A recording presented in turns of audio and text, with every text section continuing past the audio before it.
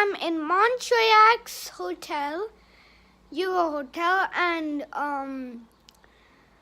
so today my mom and my dad are going to a Swiss chocolate factory, and we're going in a train.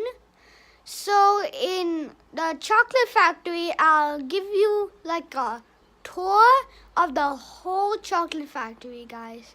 So you want to be super excited to go to the chocolate factory. Yay!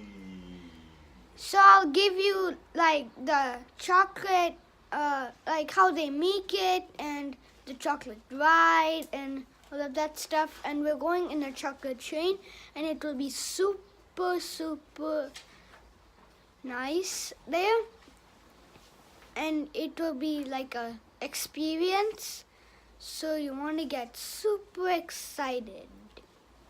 I can't wait for the chocolate train and the chocolate factory.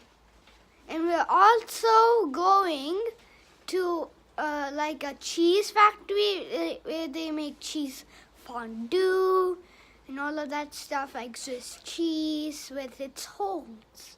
So we're going to eat all of that stuff, and I'm going to show you a tour of that cheese factory. So, bye!